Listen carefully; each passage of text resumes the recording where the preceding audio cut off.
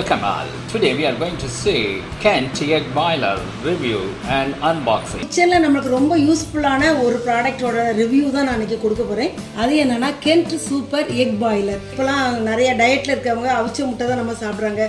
அதை நம்ம வந்து பாத்திரத்தில் வச்சு அவிச்சு அது சம்டைம்ஸ் உடஞ்சி போயிடுது. அது உரிக்கும் போது சம்டைம்ஸ் அது உடஞ்சி வந்துடுது. அப்படிலாம் எந்த ஒரு இது இல்லாமல் அழகாக ஈஸியாக 5 minutes ஆர் 6 minutesல நம்ம வந்து எக்கு அழகாக பாயில் பண்ணி அழகாக எடுத்துடலாம். அந்த மாதிரி ஒரு ப்ராடக்டோடு தான் வந்திருக்கேன். வாங்க அதை நான் வந்து உங்களுக்கு அன்பாக்சிங் பண்ணி காமிக்கிறேன். இந்த ப்ராடக்ட் வந்து அமேசானில் தான் வாங்கினேன். பேக்கிங்லாம் நல்லா இருந்துச்சு, டெலிவரியும் கரெக்ட் நேரத்துக்கு கொடுத்துட்டாங்க. இது வந்து ஒரிஜினல் ரேட் வந்து 1800 1275க்கு நான் வாங்கினேன். ஓப்பன் பண்ணலாம். உள்ள ஒரு யூசர் மேனுவல் வச்சுருக்காங்க. நம்ம வந்து அது இன்ஸ்ட்ரக்ஷன் மாதிரி கொடுத்துருக்காங்க, எப்படி பாயில் பண்ணணும், எத்தனை முட்டை பாயில் பண்ணுறதுக்காக எவ்வளோ தண்ணி ஊற்றணும், அந்த மாதிரி ஒரு மேனுவல் புக் ஒன்று கொடுத்துருக்காங்க. மூடி ஒன்று இருக்குது. ஃபஸ்ட்டு நம்ம இதை வெளியே எடுத்துக்கலாம்.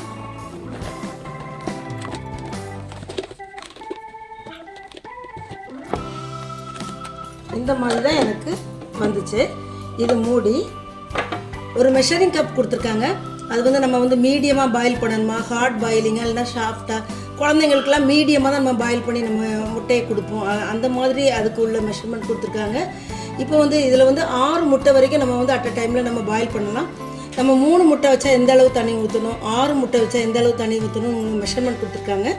தண்ணி அளவு நம்ம கரெக்டாக ஊற்றணும். இதை நீங்கள் பத்திரமா வச்சுக்கணும். கீழே பாட்டம் ஒரு பின் மாதிரி கொடுத்துருப்பாங்க. அந்த முட்டை வந்து ஈவனாக 2 சைடு எல்லா சைடும் பாயில் ஆகணுங்கிறதுக்காக நம்ம முட்டையை இதில் வச்ச பிறகு லைட்டாக ஒரு ஹோல்ஸ் போடணும். அது உடையாது, நீங்கள் பயரவே வேண்டாம். இதை வச்சு ஒரு சின்ன ஹோல்ஸ் மாதிரி போட்டால் ஈவனாக கீழேயும் மேலேயும் நல்லா பாயில் ஆகும். அதுக்காக நான் அதை உங்களுக்கு பண்ணி காணிக்கிறேன். இந்த கப்பை வந்து நீங்கள் வந்து பத்திரமா வச்சுக்கணும். இந்த ட்ரேயில் தான் நம்ம வந்து முட்டையை நம்ம வந்து அரேஞ்ச் பண்ணி வச்சுக்கணும். 6 முட்டை அட் அ டைமில் நம்ம வந்து பாயில் பண்ணலாம். இப்படி ஒரு இது இருக்குது பாட்டம். இந்த பாட்டத்தில் தான் நம்ம வந்து தண்ணி ஊற்றிக்க போகிறோம். இதை வந்து நம்ம வந்து டிஷ் வாஷர்லேயோ ஹேண்ட் வாஷோ எதுவும் நம்ம பண்ணக்கூடாது. லைட்டாக ஒரு டவல் வச்சு லைட்டாக லெமன் வாட்டர் தொட்டுண்டு நம்ம அதை வாஷ் பண்ணி நம்ம எடுத்துடணும். அந்த லிட்டெல்லாம் நம்ம வந்து ஹேண்ட் வாஷ் பண்ணிக்கலாம். இதெல்லாம் நம்ம கையால் கழுவிக்கலாம், டிஷ் வாஷரில் வைக்கக்கூடாது.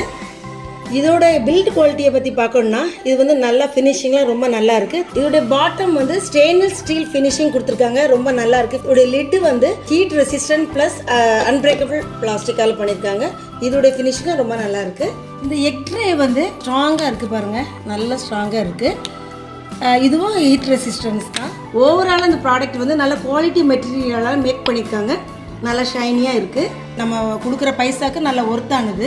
இப்போ நம்ம வந்து இதில் வந்து நம்ம எக்கை எப்படி பாயில் பண்ணணுங்கிறத பார்க்க போகிறோம். ஃபஸ்ட்டில் நம்ம இதை லைட்டாக க்ளீன் பண்ணிக்கலாம். புது ப்ராடக்ட்டுங்கிறதுனால ஃபஸ்ட்டில் நல்லா க்ளீன் பண்ணிவிட்டு ஃபஸ்ட்டில் நம்ம வந்து எந்த முறையில் பாயில் பண்ணணுங்கிறத டிசைட் பண்ணிக்கணும். சாஃப்டாக, ஹார்டாக, மீடியமாக அப்படின்னு சொல்லி அதுக்கேற்ற மாதிரி நம்ம வந்து தண்ணி மெஷர் பண்ணிக்கணும். இதில் க்ளீனாக அந்த மெஷர்மெண்ட் கொடுத்துருக்காங்க. பேக் சைடில் மீடியத்தோட அந்த மெஷர்மெண்ட் கொடுத்துருக்காங்க. நான் வந்து இன்றைக்கி ஹார்ட் பாயிலிங் பண்ண போகிறேன். 6 முட்டை எடுத்திருக்கேன். ஸோ வந்து இந்த அளவு நான் தண்ணி எடுத்துக்கணும். நான் இப்போ வந்து 6 முட்டைக்கு தேவையான தண்ணி எடுத்திருக்கேன். எனக்கு வந்து ஹார்ட் பாயிலிங் பண்ணணும், அதனால் நான் இந்த மாதிரி எடுத்திருக்கேன். இதில் ஊற்றிக்கலாம். நார்மல் வாட்டர் தான் ஊற்றணும், நம்ம வந்து ஃபில்டர் வாட்டர் ஊற்றக்கூடாது. நம்ம எடுத்து வச்சுருக்க முட்டைகளை இதில் அடுக்கிக்கலாம். இந்த எக்கில் வந்து ஷார்ப் எண்ட் பிளெண்ட் எண்டுன்னு 2 உண்டு. இந்த இது வந்து ஷார்ப்பாக இருக்கும். இதை தான் நம்ம வந்து இப்படி கீழே அரேஞ்ச் பண்ணணும். அது மட்டும் நம்ம கரெக்டாக பார்த்துக்கணும். இந்த மாதிரி ஷார்ப் எண்டை கீழே வச்சு அரேஞ்ச் பண்ணிக்கலாம்.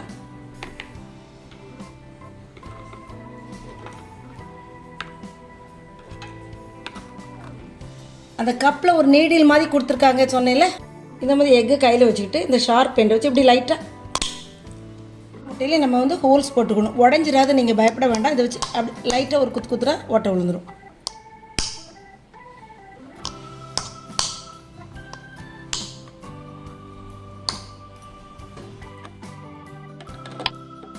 சுவிட்ச் ஆன் பண்ணிக்கலாம்.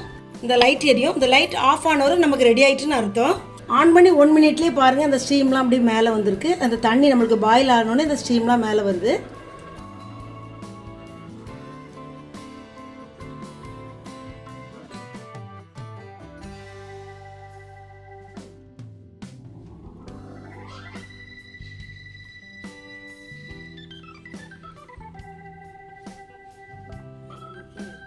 கரெக்டாக 7 மினிட்ஸ் ஆயிருக்கு. இந்த லைட் ஆஃப் ஆயிடுச்சு. நம்ம வந்து இதை நம்ம டச் பண்ணாமல் ஃபர்ஸ்ட்டில் வந்து மெயின் சுவிட்சை ஆஃப் பண்ணிவிட்டு விட்டுருங்க. உங்களுக்கு சாப்பிட்றதுக்கு ஓமாக வேணும்னா அப்படியே விட்டுருங்க.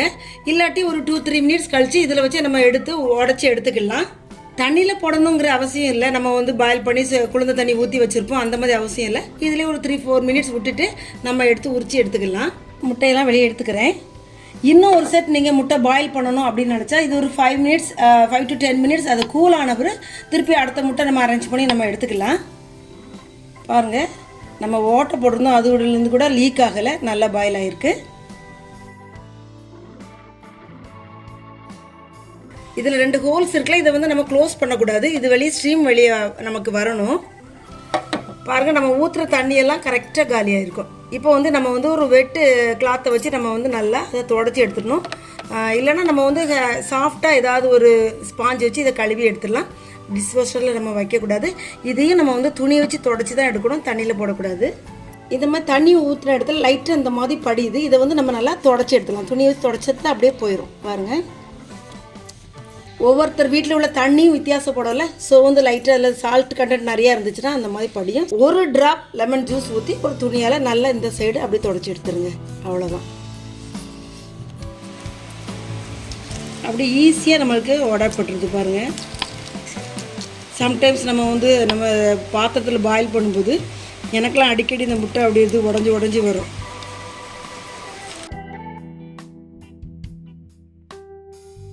ஒரு முட்டை கூட நம்மளுக்கு கிராக் ஆகாமல் நல்லா ஈவனாக ஃபுல்லாக பாயில் ஆகி நம்ம அதை உரித்து எடுத்துட்டோம்.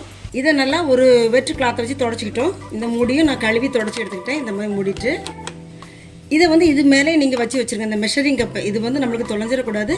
ப்ளஸ் இந்த நீடில் நமக்கு ரொம்ப தேவைப்படும். ஸோ வந்து இதை வந்து நீங்கள் கேர்ஃபுல்லாக வச்சுக்கோங்க, மூடி வச்சுருங்க. ரொம்ப ஒரு யூஸ்ஃபுல்லான ஒரு ப்ராடக்ட்னு சொல்லணும். கிச்சனில் எல்லார் வீட்லையும் இது கண்டிப்பாக இருக்க வேண்டிய ஒரு ப்ராடக்ட். கண்டிப்பாக இதை வாங்கி உங்கள் கிச்சன் கேலரியில் சேர்த்துக்கோங்க.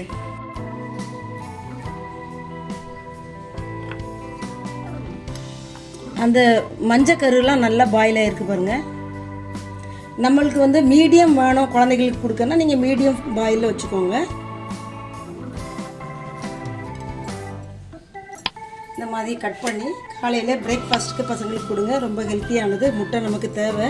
ப்ரோட்டீன், அதில் உள்ள ப்ரோட்டீன் ஆகட்டும், அதில் உள்ள கால்சியம் ஆகட்டும் ரொம்ப தேவை பசங்களுக்கு.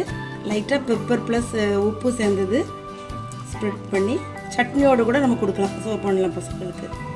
அந்த முட்டையோட மஞ்சள் கருவில் விட்டமின்ஸ் நிறையா இருக்குது. ஸோ வந்து பயப்படாமல் டெய்லி 1-2 அவிச்ச முட்டை சாப்பிட்லாம். பாத்திரத்தில் நம்ம வந்து பாயில் பண்ணும்போது நிறைய நேரங்கள் அந்த முட்டை உடஞ்சி போயிடும். உடஞ்சி அதில் உள்ளதெல்லாம் வெளியே வந்துடும். 1-2 முட்டை நல்லா பாயில் ஆகும், மற்றபடி உடையும். நான் வந்து நிறைய விதத்தில் ட்ரை பண்ணியிருக்கேன். ஃபஸ்ட்டு அந்த தண்ணியை ஊற்றி அதுக்கு ஒரு முட்டையை போட்டு ஸ்டவ் ஆன் பண்ணியிருக்கேன், உப்பு போட்டிருக்கேன், வினிகர் ஊற்றி பண்ணியிருக்கேன். அந்த மாதிரிலாம் நிறைய எனக்கு பேட் எக்ஸ்பீரியன்ஸ் வந்திருக்கு. இந்த இதில் ஃபஸ்ட்டு எக்ஸ்பீரியன்ஸே எனக்கு ஒரு பெஸ்ட் எக்ஸ்பீரியன்ஸாக இருந்துச்சு. All the best. Have a fun cooking.